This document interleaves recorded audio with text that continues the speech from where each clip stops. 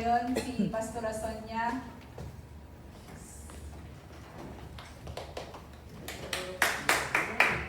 Praise the Lord. Good afternoon po sa ating lahat. Tayo po muna ay manalangin. Panginoon, maraming salamat o Diyos sa pagkakataon na ito. Salamat o God dahil patuloy na dinadala mo sa iyong tahanan ng iyong mga anak upang ikaw ay pagpurihan at upang mapakinggan ang iyong banal na salita. Salamat o Lord God sa gagawin mo sa hapon na ito o Lord. Dalangin po na patuloy na mangusap ka sa bawat puso. Banal na Espiritu, salamat din po sa iyong presensya sa pangalan ni Jesus. Amen. Makakaupo na po tayong lahat sa presensya po ng Panginoon. Praise the Lord. Kaya handang-handa na po ba tayong makinig sa kanyang banal na salita? Amen. So yun pong ating pag-uusapan this afternoon. It is about, ang title po nito ay, What kind of servant are you? Ano po bang klaseng servant ang bawat isa sa atin?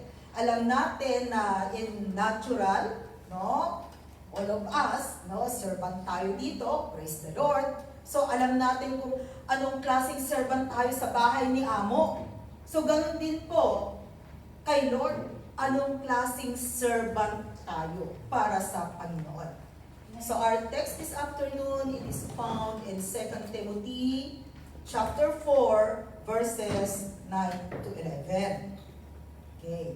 Sabi po yan sa ating text this afternoon, basahin po muna natin ang 2 Timothy chapter 4, verses 9 to 11.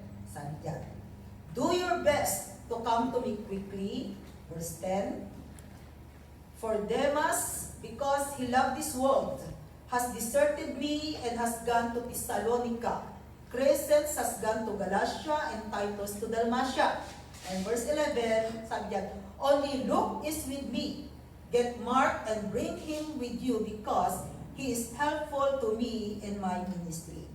So, dito po sa ating text, titingnan po natin na meron pong makikita tayo dito na tatlong klase po ng servant.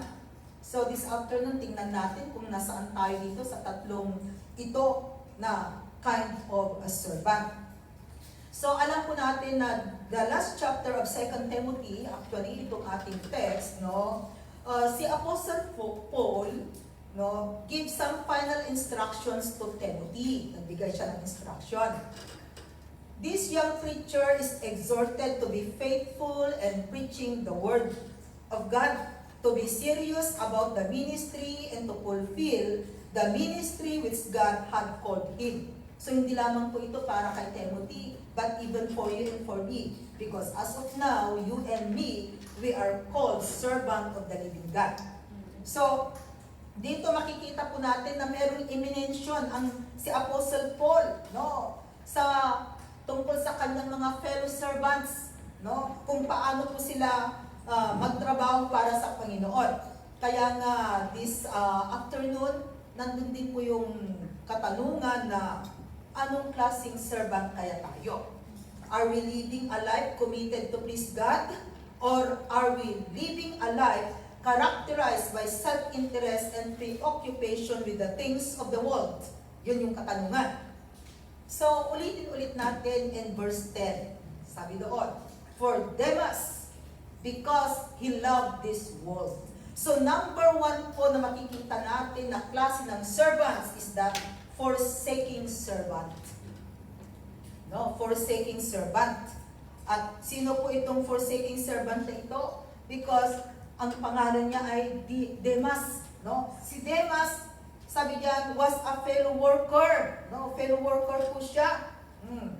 So, ano po ba yung ginawa ni Demas na ito? He loved this present world, sabi diyan. No? Kaya kung mamahalin po natin ang mundong ito na ating ginagalawan, mapapahamak lamang po tayo, isn't it? No? Alam natin yan. Kasi sa ating kapaligiran, kung hindi po talaga we're going to fix our eyes in the Lord Jesus Christ, yung inawit kanina, na fixing our eyes, no? Talagang mawawala po tayo. Kasi sa mundong ito na ating ginagalawan, marami po yung manghihila, no?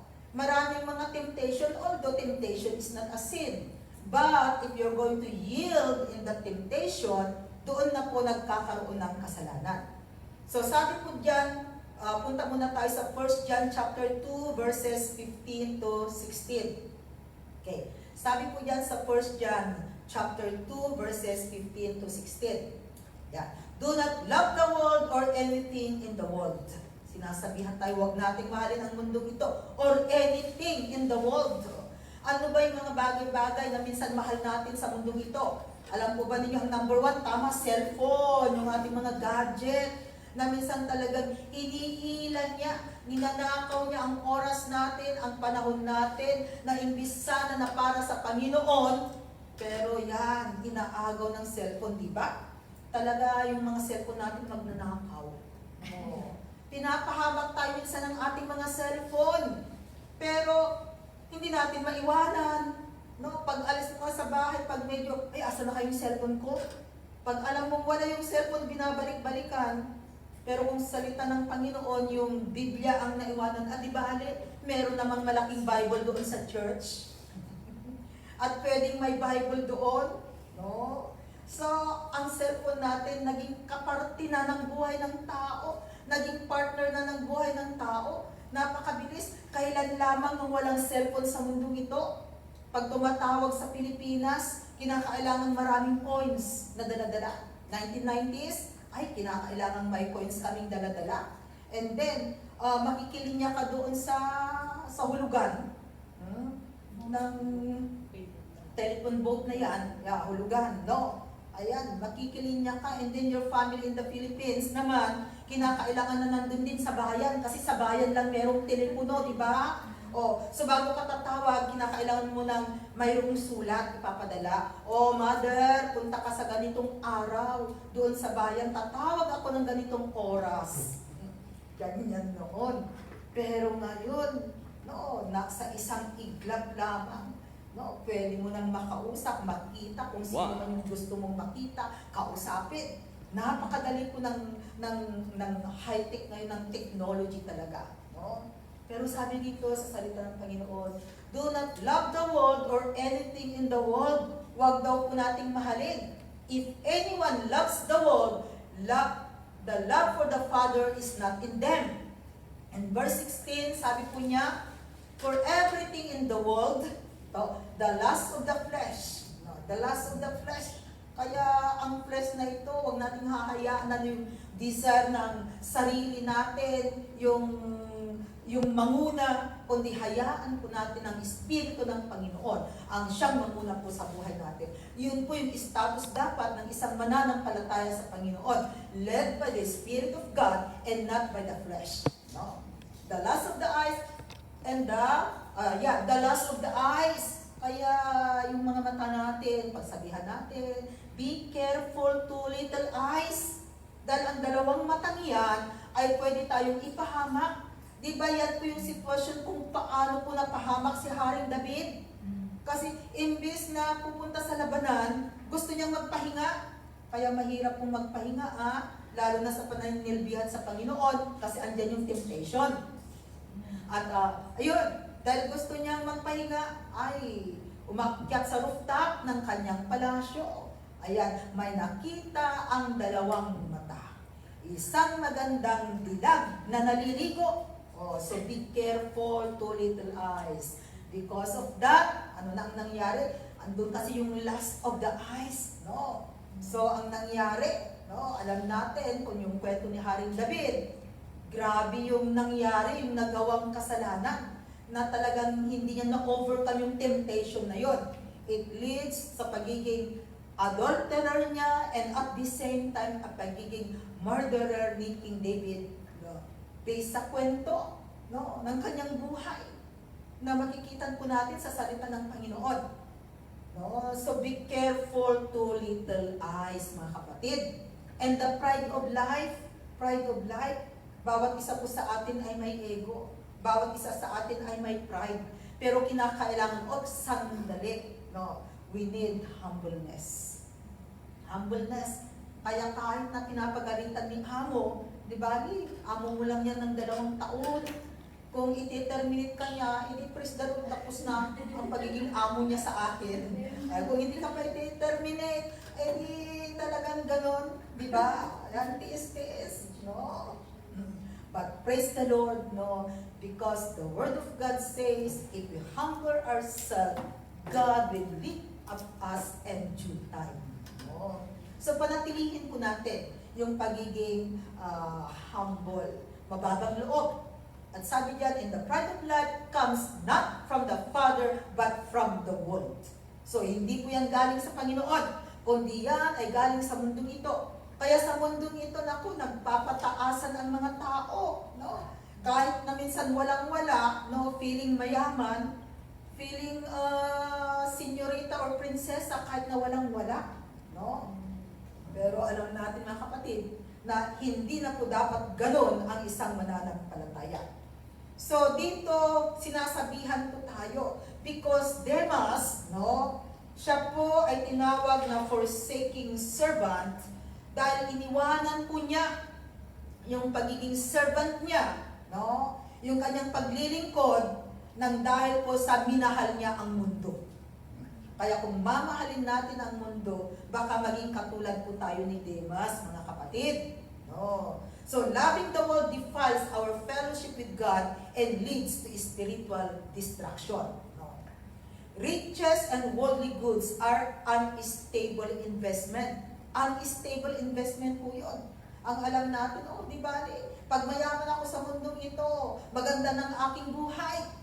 Remember the parable of the rich fool?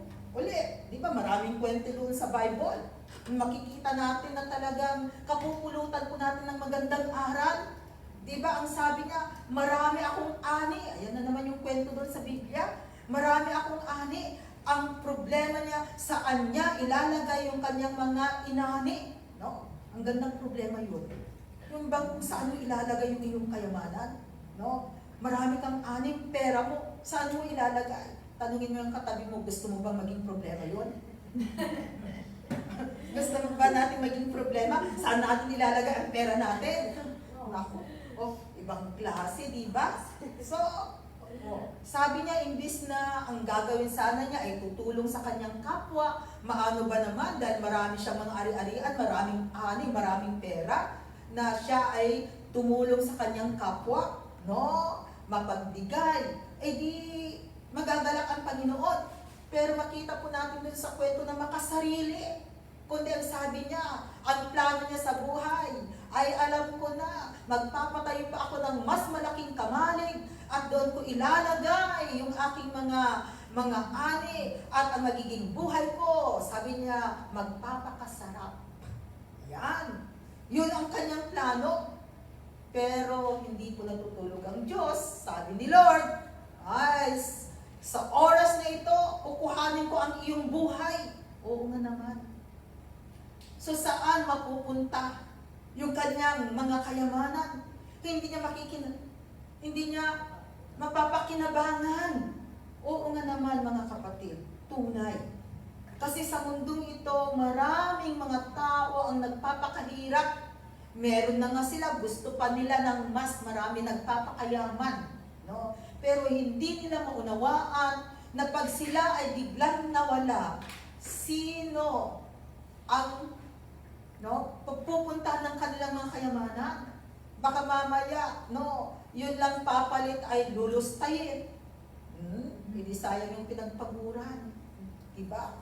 So, mas maganda na lang na gamitin ng naaayon sa kalooban ng Panginoon.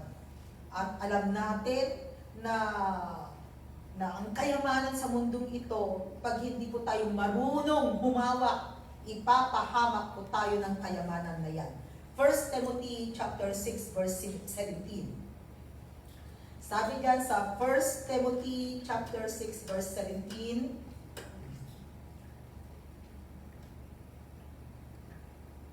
command those who are rich in this present world not to be arrogant, nor to put their hope in wealth, which is so uncertain, but to put their hope in God, who richly provides us with everything for our enjoyment. Yan. Sabi diyan, commandos. Pero ang tanong, napakahirap, di ba? Lalo na pag mayaman, mahirap silang i-share ng salita ng Panginoon. Pero tingnan ninyo, sabi ni Lord, command So, mahirap man, mayaman man, wala tayong pipiliin with regard sa sharing ng salita ng Panginoon. Dito talagang specific na sabi ni Lord na He command. Sabi niya, those who are rich in this present world, yung mga mayayaman sa mundong ito, not to be arrogant, not to put their hope in wealth, because this is uncertain, but to put their hope in God. Kaya kapatid, pag pinayaman ka ni Lord, huwag mong kalilimutan itong 1 Timothy chapter 6 verse 17. Amen. Amen. Baka mamaya maging millionaire ka, praise the Lord. No. Hindi natin alam ang buhay, di ba? Ang buhay ng tao ay katulad lamang ng gulong. Di ba yung gulong, minsan nasa itaas, minsan nasa ibaba. Oh. Mas maganda pa yung unang kang naging mahirap, and at the end of your life, magiging marangya yung buhay mo. Kasi napakahirap yung sa una, doon ka mayaman, and then nung pa-ending na ang buhay mo, doon ka naging mahirap. Yun yung pinakakawawang buhay. So sana naman pag medyo may edad na ranasan ng maging senior citizen at least naman, mas maganda ng dihamak ang buhay kaysa doon noong kabataan. So yun po yung mas maganda mga kapatid. Okay, kaya ang gagawin po natin, sabi sa Matthew chapter 6, verses 31 to 33 as our supporting verse. Sabi yan, so do not worry saying, what shall we eat? Or what shall we drink? Or what shall we wear? Ito yung pinagkakabalahan ng tao eh. Yung bang katatapos mo palang kumain, tinatanong mo na, uy, anong kakainin natin mamaya? No? Katatapos mo, kumakain ka palang, iniisip mo na kung ano ang next na kakainin mo. For example, naglalunch ka pa lang, and then iniisip mo na, ano kaya ang dinner ko? Ano kaya ang merienda ko? No? Ayan. Ang mga tao, maraming pinoproblema ang mga tao, no? Kahit na hindi problema, pinoproblema nila. Ayan. Sabi doon sa verse 32, mga kapatid, for the pagans run after all these things, and your heavenly Father knows that you need them. So alam ng Panginoon kung ano ang pangangailangan natin. Alam ni Lord. Alam niya kung ano yung pangangailangan natin. Remember, want and needs magkaiba. Ang want, parang extra lamang. Ang needs, talagang kailangan. At ang Diyos na pinaglilingkuran natin, pag kailangan natin, God is able to provide unto us. He is our provider. No? Huwag tayong mag-alala. Alam ni Lord ang pangangailangan po ng bawat isa sa atin. Kundi ang sabi ni Lord in verse 33, di ba, memory verse na natin ito. Ayan, ang gandang memory verse, no? Na nagpapaalala sa atin na ang dapat nating gawin is that, but seek first His kingdom and His righteousness. And all these things will be given to you as well. So, ang pangunahin natin ay ang kaharian ng Panginoon at ang kanyang kabanalan. At sabi diyan, ano man ang pangangailangan natin ay ipagkakaloob ni Lord. No? Kaya mga kapatid, ito po yung manguna sa buhay natin. Yung ating paglilingkod sa Panginoon. Na huwag po nating kalilimutan na palaging isalit sa buhay natin, partner ng buhay natin ang Panginoon. Dahil tunay po, wala tayong magagawa kung wala siya na naghahari sa buhay natin. Matthew 16, verse 26, sabi ulit sa kanyang salita, what good will it be for someone to gain the whole world, yet forfeit their soul? Or what can anyone give in exchange for their soul? Oh. So, tunay nga po, no? Na mahalaga, ano ba ang soul? Ang soul, ang kaluluwa, ito yung buo nating pagkatao. At ang soul na ito ang papunta ng langit or papunta ng impyerno. Kaya, sabi diyan, no, we need to value our soul. Pahalagahan po natin ang ating kaluluwa, mga kapatid. No? At alam natin na pagdating ng takdang panahon, kung sa kaharian ng Panginoon doon tayo mapupunta, ano ang kanyang pangako? Life, eternity with Him. Buhay na walang hanggan. So yun po yung pangako ng Panginoon. Kaya nga tayo ay naglilingkod sa Kanya dahil may pangako ang Diyos. Kung walang pangako ang Panginoon, di magiging in vain, useless lang yung ating pagpunta sa church, pag araw ng day off, yung ating paglilingkod, kung wala tayong maaasahan. But because merong pangako ang Panginoon, kaya kahit na mahirap ang sitwasyon sa buhay, sa mundong ito, ay isinasalit, isinasama natin ang maglingkod sa Kanya. Kaya ang ginagawa po natin ay balanse lamang. Kung iniaayos natin yung ating natural life or physical life, ganun din po ang ating spiritual life. Kaya yun yung kagandahan ng naglilingkod sa Panginoon. Yung alam ang salita ng Panginoon. Because the Word of God is very powerful at makapangyarihan, mga kapatid. So huwag nating tularan si Demas. Balik tayo doon sa ating text in 2 Timothy chapter 4, verse 11. Basahin ulit natin yung verse 11, sabi dyan. Only Luke is with me. Luke, sabi dyan. And Luke, siya yung tinatawag na faithful servant. So number 2, na klase po ng servant ay yung tinatawag na faithful servant. No? Nasa kategory kaya tayo ng faithful servant? No? Dapat ito po yung maging gusto natin na maging klase ng servant, yung tinatawag na faithful servant. So si Luke, actually, siya ay isang doktor, siya yung physician, no? And he was the close friend of Apostle Paul. No? Close friend po siya ni Apostle Paul. And he was also a fellow laborer. Sabi doon sa Philemon 1 verse 24, tingnan natin ang Philemon 1 verse 24. And so do Mark, Aristarchus, Demas, and Luke, my fellow workers. So, ibig sabihin pala, itong ating mga example dito sa servant, what kind of servant na ito? Kasi ang number 1 natin kanina ay forsaking servant na si Demas. And now, sabi natin, faithful servant ay walang iba kundi si Luke. They are fellow laborer of Apostle Paul. Yan. Ibig sabihin, mga mananampalataya sila, mga workers sila, mga naglilingkod sila sa Panginoon. Pero si Demas kanina, nakita natin na, ayan, tumiwalag, no? He forsake them. Kaya tinawag natin forsaking servant.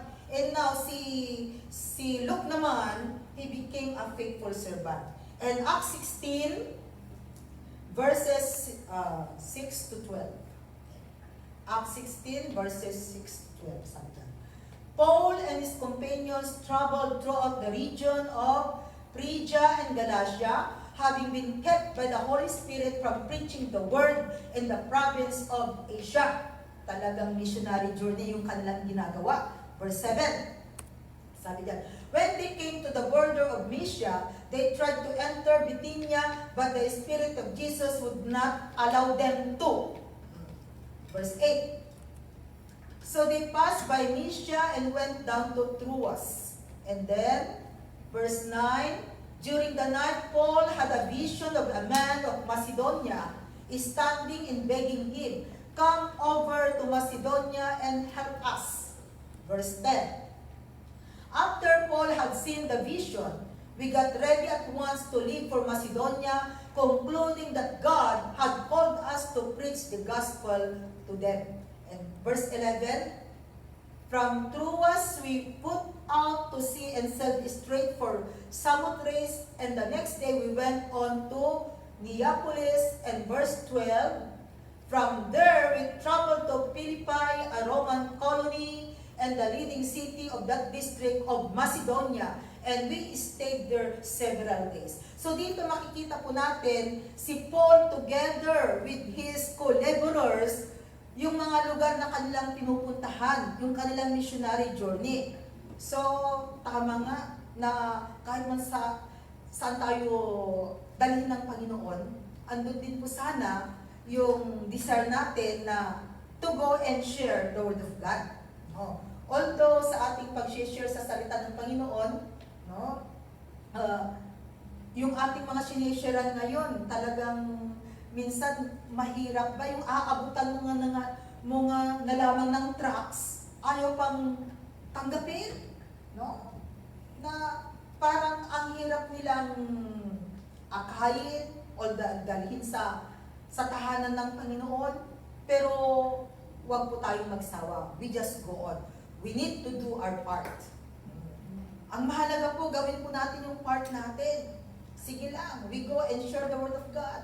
Pagsabihan natin that God loves them, ituro natin kung ano yung totoo, sabihin natin sa kanila ang salita ng Panginoon.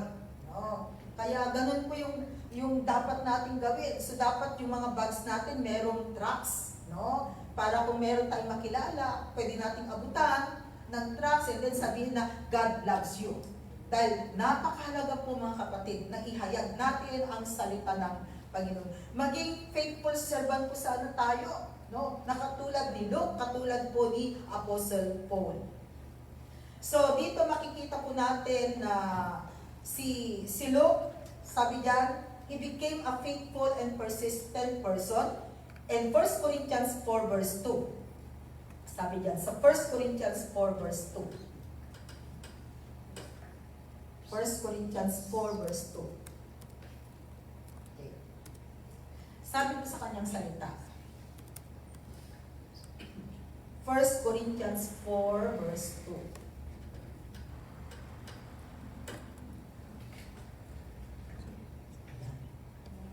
1 Corinthians. That is second. Punta tayo sa 1 Corinthians. Sabi dyan sa 1 Corinthians 4 verse 2, now it is required that those who have been given a trust must prove faithful. Kaya yung pinagkatiwalaan ng Panginoon ay kinakailangang maging tapat. Which I believe that it's one of us. Pinagkatiwalaan po tayo ng Panginoon. No? May mga talento, may mga gift ang bawat isa sa atin na pwede po nating gamitin to give glory to the living God. No? Katulad kanina, di ba? Kahit na talagang kinaya natin, praise the Lord. No? Pag-awit, pag-gitara, sige lang. Because this is for the glory of God. Kahit na alam natin na, sige lang, ang mahalaga yung puso natin na nakatune in sa Panginoon. At nakita naman natin na inayos din ng Panginoon. So, kasi andun yung willing tayo na magpagamit. No? Dahil ang hinahanap ng Panginoon is the availability and the willingness. Dahil kung available po tayo at we are willing, God is able to give us the ability. Tatandaan natin yan. No? Kaya huwag natin sabihin, kaya ko ba? Yes, kaya mo dahil kasama mo ang Panginoon. No? Kasama natin ang Panginoon. Kahit na, kasi ang kaaway natin, talagang nandyan, wala yan. Walang patutunguhan. No? As we trust God, no? Makikita po natin ang pagkilos ng Panginoon. So praise the Lord. Dahil ganyan po ang Panginoon na pag nakikita po niya yung desire na tayo ay willing na maglingkod sa Kanya, God is able to use us. Tatandaan natin, willingness and availability. Hindi po ability, hindi kagalingan ang unang tinitingnan ni Lord, kundi available and willingness. Because if you are available and if you are willing, God is able to give you the ability to do it. Ability to do it, mga kapatid. To give glory to His full name. And 1 Corinthians 15 verse 58, kaya ito po yung dapat natin gawin. Sabi niya, therefore, my dear brothers and sisters, stand firm. Let nothing move you. Kaya ano man ang sitwasyon, ano man ang nangyayari, ano man ang testing, ano man yung trials na nangyayari sa buhay natin, let nothing move you. Hindi sila yung dahilan, no? Para no, tayo po ay manlupaypay, madismaya, madiscourage sa ating paglilingkod sa Panginoon. Yan, let nothing move you, kundi ang gawin, sabi diyan, always give yourselves fully to the work of the Lord. Tatandaan po natin, nandun po sana yung desire ng bawat isa sa atin na palagi, always give yourselves fully to the work of the Lord. Dahil marami pa po tayong mga dapat gawin sa Panginoon. No? Marami pa po tayong dapat gawin sa Panginoon, mga kapatid. No? Kailangan tayo ni Lord in His kingdom habang tayo po ay may buhay pa sa mundong ito.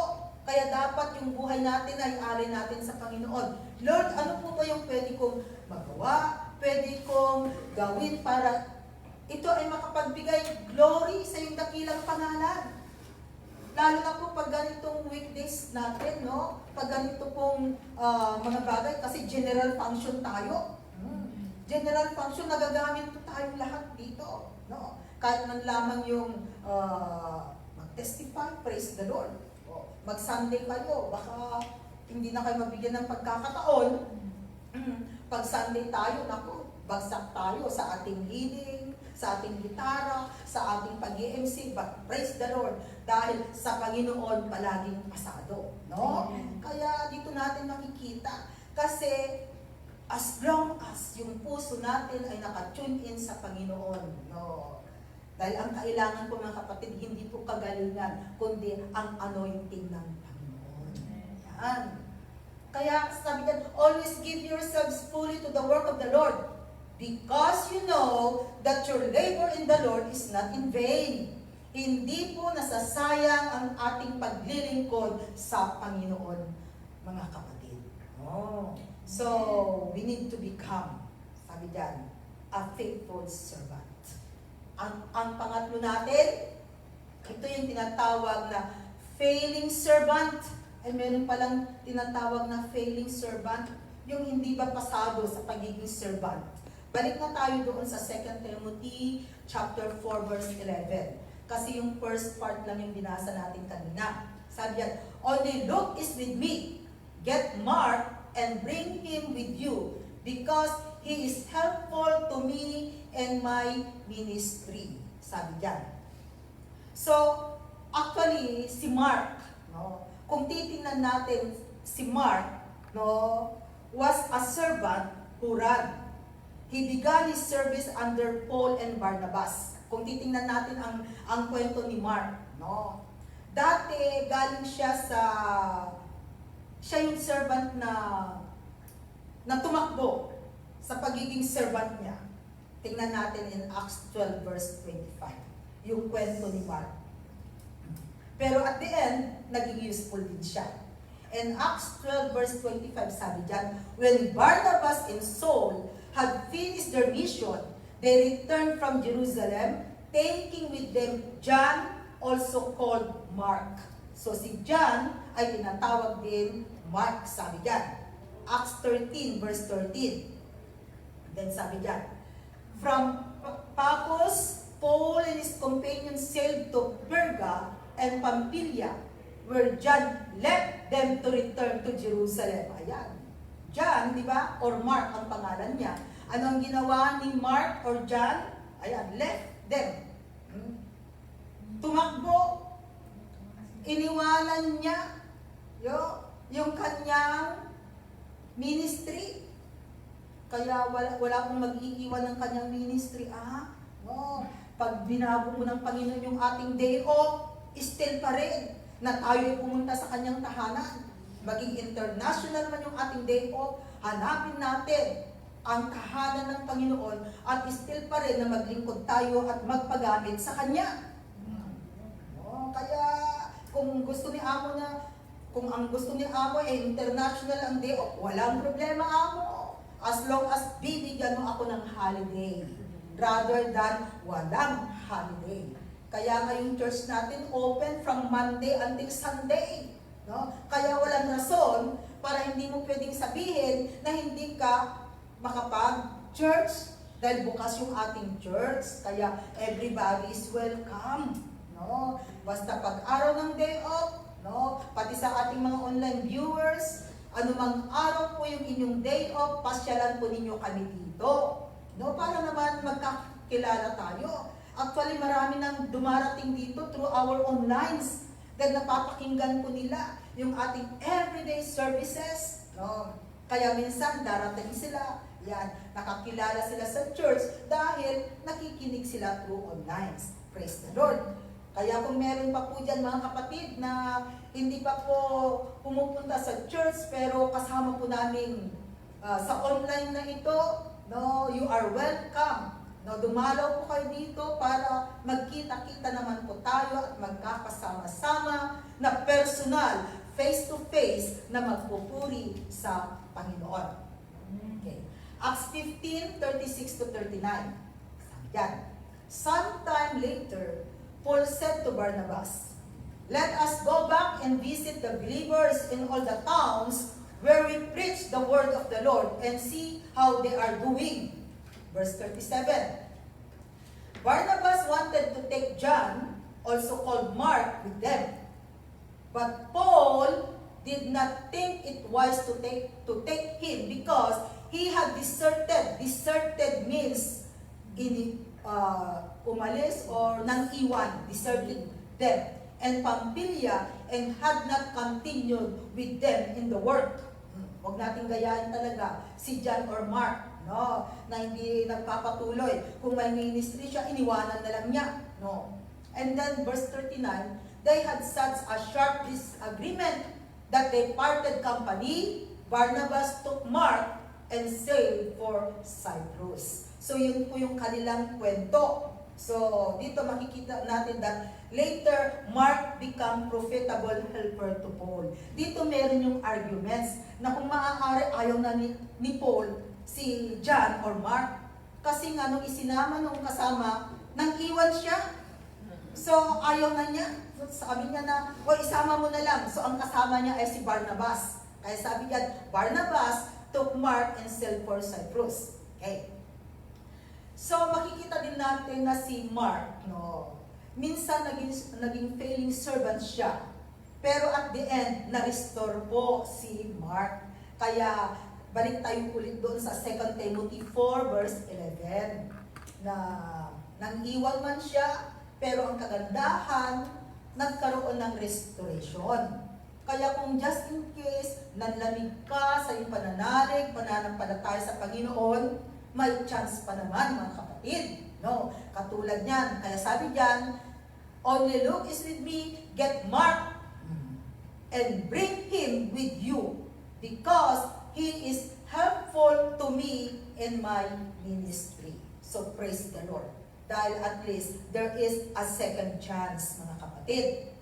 Dahil ang Diyos na ating pinaglilingkuran, He give another chance. He give second chance. Oh, do you know the story of Jonah, di ba?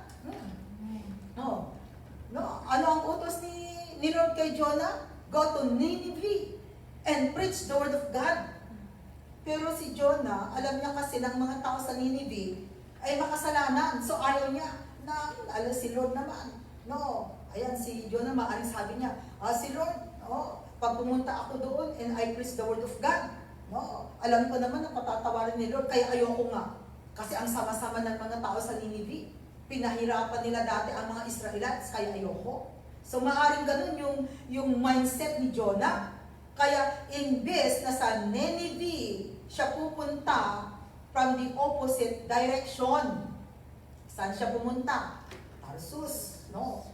At ang Tarsus, kung yung Nineveh sana, no, sabihin na natin mga 5 kilometers lang, no? Ang Nineveh, doon sa kinalalagyan ni Jonah, ang Tarsus naman ay 20 kilometers. Mas pinili niya doon sa mas malayo kaysa doon sa mas malapit. No? Kasi kung titingnan po ninyo yung mapa, malapit lamang po yung Nineveh, no? Kaysa doon sa Tarsus. Pero doon siya pumunta in Tarsus. So, makikita po natin na in the life of Jonah, dahil hindi siya Nag-obey sa utos ni Lord. Anong nangyari sa kanya? Ayan, nilunok siya ng isang malaking isda. Malaking isda, hindi po pating. Kaya kung nagpepento kayo, huwag pating. Kasi kung pating, kakainin na niya. Nilunok siya ng malaking dambuhalang isda. At doon sa loob ng tiyan ng dambuhalang isda, doon na siya tumawag sa Panginoon. Ikaw ba naman ang mapunta sa tiyan ng isda? Maglinis ka nga lamang ng isda, ang lansa-lansa. How much more kung doon sa loob? Ano kayong itsura? Madulas, nangangamoy, iba, diba? So he suffered there for 3 nights and 3 days, 3 days and 3 nights in that situation. And then during his suffering inside the belly of that malaking isda, ay doon siya nanalangin kay Lord. Kaya ano ang nangyari? At least nabigyan siya ng another chance. And then yung second chance niya, pumunta na sa Nineveh to go and preach the word of God. At ang mga Nineveh, nagsisi sila. They were sackcloth when they hear the word of God. No? And then, ang kwento doon sa book of Jonah, diba, nagpahinga si Jonah doon sa isang tree. And then, ang ginawa ni Lord, kasi nga, nilagyan ng uod. Diba, kinain ng uod, nagalit si Jonah. Kaya sabi ni Lord kay Jonah, kung ito nga lamang na halaman na ito, na dati talagang makikita mo na very healthy and then suddenly, kinain ng uod, galit ka na. How much more, sabi ng Panginoon, sa mga tao and Nineveh na napakaraming tao. Yun ang sabi kay Jonah. So, God give us second chance. And it's good for the life of Mark or John, doon sa ating example na tumakbo man siya sa kanyang paglilingkod sa Panginoon, pero siya po ay nabigyan ng pangalawang chance, mga kapatid. So nagpapatunay lamang na talagang ang tao ay walang magagawa kung hindi siya maglingkod sa Panginoon. Ang paglilingkod sa Panginoon ay isa sa pinakamalagang kaparte ng buhay ng isang tao. Kaya mga kapatid, magpasalamat po tayo sa Panginoon dahil nakilala natin siya, nabigyan tayo ng pagkakataon na maglingkod sa Panginoon. Dahil ang hinahanap ng Panginoon ay mga tapat na naglilingkod. So dito po sa 3 klaseng servants na ating nakita, ang tularan po natin ay si Luke, sa pagiging faithful servant niya. So maging tapat po tayo sa pinagkatiwala ng Panginoon sa bawat isa sa atin. Magpagamit po tayo doon sa gift, sa talent na ibinigay ni Lord.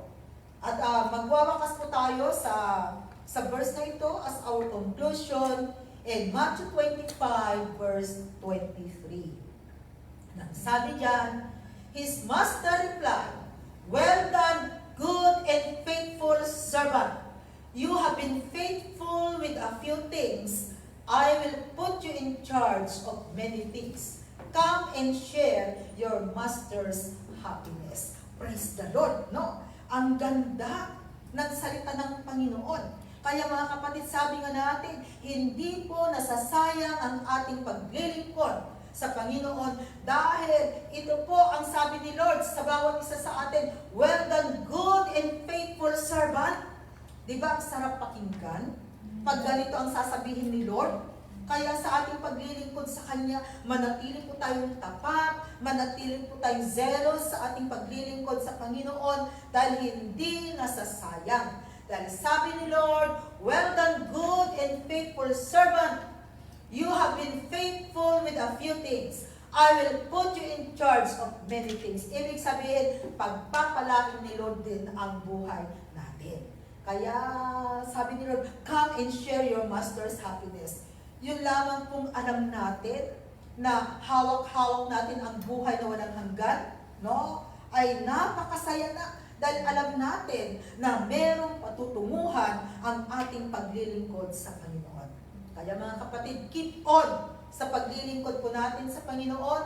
Kaya pag araw po ng day off natin, anumang araw, no? Maglingkod po tayo sa Panginoon. Umuwi man tayo mamaya sa bahay ni na amo, no? Yes, patuloy pa rin tayong maglingkod sa Kanya. Paano ba tayo makakapaglingkod sa bahay ni amo? O, pwede tayong magpuri sa Kanya, no? Manalangin, makinig ng Kanyang salita. I-apply natin ang salita ng Panginoon. Makita na may Kristo sa buhay natin. Yun yung gagawin natin. Kaparte ng paglilingkod sa Panginoon. Hindi lamang po araw ng ating day off.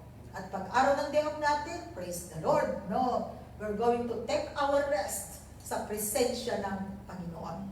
Dahil sa presensya ng Panginoon, nandun yung bagong kalakasan na ibibigay na naman ni Lord. Kaya, yan, hindi natin, yung bang pagdaan ng araw, no? Napakabilis. Ilang araw na lang mga kapatid, 2026 na. Di ba? Napakabilis. Napakabilis, no? At pagdating ng 2026, no, tatanda na naman ang bawat isa sa atin. So, praise the Lord. Ganun lamang po ang buhay sa mundo ito. So, let's enjoy our life serving God na patuloy na isama ang Panginoon sa buhay po natin. Amen. Panginoon, salamat po God sa iyong salita na ipinaalala mo po sa amin, O God, na ang hanap mo, Lord, ay isang tapat na naglilingkod sa iyo. Kaya, Panginoon, tulungan mo nga kami, O God, na makitaan mo kami, O God, na kami po ay tapat sa aming paglilingkod sa iyo, sa lahat po ng aspetos ng buhay namin. Panginoon, salamat sa ginagawa mo at sa mga gagawin mo pa po, O God. Patuloy, Lord, na gamitin mo ang bawat isa na maging daluyan ng pagpapala. Maraming salamat, O God, at ibinabalik ko sa iyong mataas na papuri sa pangalan ni Jesus. Amen. Balik ko sa amin.